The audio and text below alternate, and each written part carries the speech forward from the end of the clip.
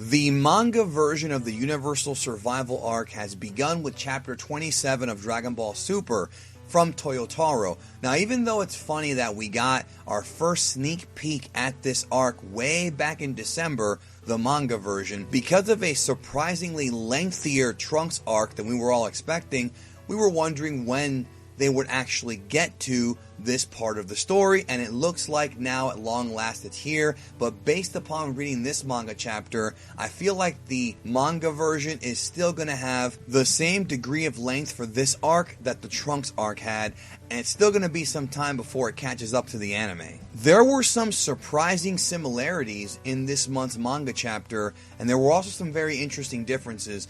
First of all, one of the similarities is that the story opens up with Goku having to deal with some burglars, which is something that we saw in the anime version as well. Goku is of course wearing a manga variation of his farming outfit. And like in the anime, these humans are absolutely no match. These bandits have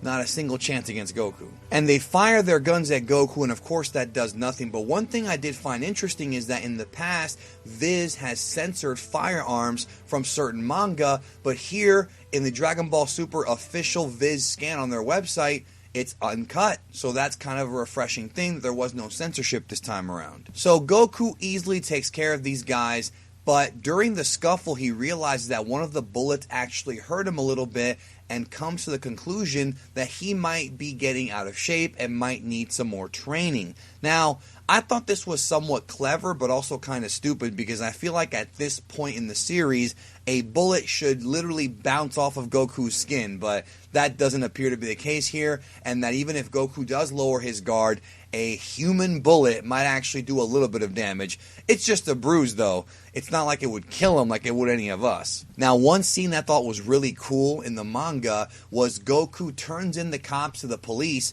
and the police pay him a pretty nice little bounty, which he's gonna, of course, give to Chi-Chi because, well, she's always wanting money, and hey, Goku deserves it for a job well done. So without wasting any time, Goku grabs the communication device that he got from Whis to talk to Whis. But what's going on with Whis right now? Well, Whis is training Vegeta, which is very similar to what happened in the anime version after the Trunks arc, when Vegeta spent some time training with Whis while Goku went off and did that whole thing with Hit in those episodes 71 and 72 of Super. Same thing here. Beerus and the Oracle Fish are watching Vegeta train with Whis, and Beerus points out that Vegeta is a lot more motivated than he was before. The Oracle Fish points out that it's probably because Goku was stronger than him during the battle with Zamasu, or so that's what he believes. Beerus, of course, believes that neither one of these guys are a match for him, but the Oracle Fish says, no, my prophecy is true. They will become your strongest rivals. Now, this stuck out to me because I find it really interesting that Toyotaro in the manga is still teasing a Goku-Beerus rematch, which leads me to believe that he might have some knowledge about what might be happening later in Super, and that we finally will get the Goku versus Beerus rematch at some point. So Beerus lets his pride kick in and his ego, and he says, let me test myself against Vegeta just to make sure that I can still hack this guy. So Toyotaro gives us the first fight ever between Vegeta and Beerus after Vegeta trained with Whis. Very different from their first encounter way back in the Battle of Gods arc. Vegeta's much stronger this time. And Vegeta wants to show Beerus the power of Super Saiyan Blue. But wait, there's more. Toyotaro delivers the goods like he's always done with another epic fight scene. His art cannot be denied. No matter how you feel about his storytelling, his art is amazing. Vegeta goes after Beerus, and Beerus points out that Super Saiyan Blue is just a mere power-up from Super Saiyan God, which is still not enough to reach his level. Once again cementing that Blue is more powerful than God. It's like they're throwing it in our face every week now. In case anybody wants to deny it, it's there yet again. I gotta give Toyotaro a huge thumbs up, bro. When was the last time we saw Beerus actually fight in Dragon Ball Super the anime? It was against Goku. So Toyotaro is throwing in this little bonus fight because we haven't seen Beerus actually compete in combat since then. And I know I, for one, have wanted to see it, and he put it in here, and I love that. I love that we're getting that extra fight here with Beerus against Vegeta. And I love that it was his macho ego that got him into the fight to begin with. which is very characteristic of Beerus. So Beerus knocks Vegeta away into the water, and they have this really epic scene where Vegeta rises out of the water slowly, being powered up, which I thought looked really cool and reminded me of how he introduced himself in the Super Android 13 movie. Remember, in the Dragon Ball Z movies, Vegeta always seems to have an epic entrance, and this one, like Toyotaro loves to do with his tributes, seems to be following suit with that. So remember a couple of manga chapters ago when Goku was squaring off against Zamasu, and he showcased the ability to take all of the energy of Super Saiyan Blue and internalize it to give him a power boost, which a lot of people were referring to as Mastered Super Saiyan Blue?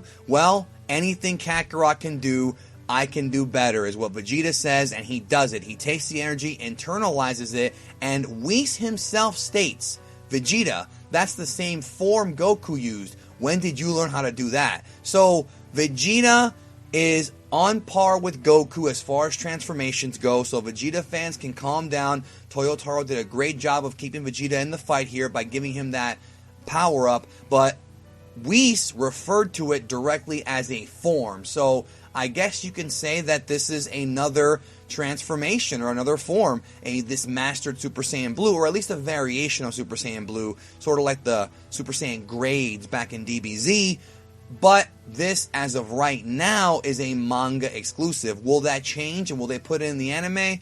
That remains to be seen. Whis states that Vegeta has complete control over Super Saiyan Blue, so Goku is no longer ahead of him, and he wonders if Beerus is still fighting seriously, but no, Beerus is still playing around. So even though Vegeta and Goku, and watching the evolution of these characters, kind of learning how to get better and better as fighters and learning how to master God Ki has been very fun to watch so far, as of right now they are still not on the level of the God of Destruction Beerus in the anime, and especially in the manga, because Beerus actually takes a shot to the face from Vegeta, which shocks everybody, but he's still Beerus, which means he's still a damn beast. Beerus then proceeds to make Vegeta his girlfriend. Beerus humbles Vegeta and tells him, "You fight great, but I'm a great fighter." Okay, he doesn't actually say that. That's a quote from Rocky, from Apollo Creed, but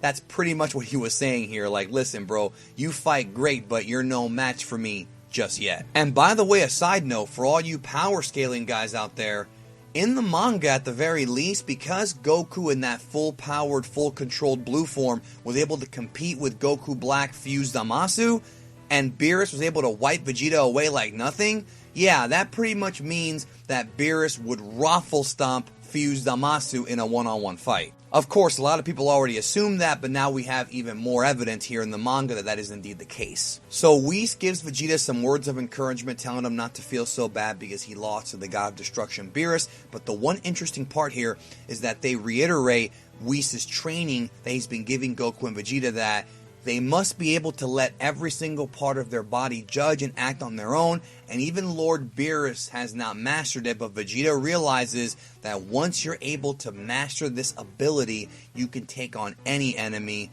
and Whis agrees. So that might be a clue about, again, where they're going in the future. I can sense the foreshadowing here for things to come. So Whis offers more training, but Vegeta says, no, I'm not coming back for a while because I've got business on Earth, and well, you know what that is. Goku wants to go train, but Vegeta can't stay because it's almost time for it to be born. Then we have the very controversial moment in this manga that's going to irritate a lot of people, which is where Goku and Vegeta are discussing Bulma's pregnancy, and Vegeta talks about how he can't train because he has to be there with his wife, and Goku says, why do you care?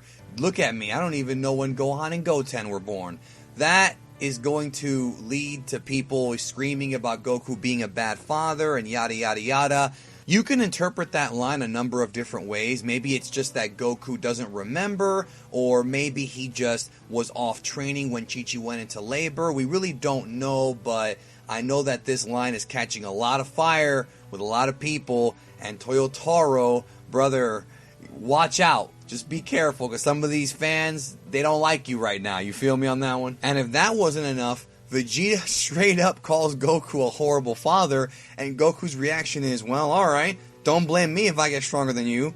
Oh boy. So Goku goes off to train, and he has a discussion with Beerus about this tournament with all the universes and how he wants to go and set up a schedule, but Beerus, of course, like in the anime version, does not want Goku to mess with the Omni King, or as they call him here in Viz, the Lord of Everything, which is a very accurate translation. He's like, well, I got the button. I can see this dude whenever I want. And Beerus is like, no, this is not a good idea. Leave him alone. He's too dangerous. He's too reckless. And he actually points out that Zeno is pure of heart, but his pureness is what makes him so scary. But Goku's like, come on, it's just a tournament. It'll be alright. And Beerus is like, no, don't get cocky. Goku's like, I'm his friend.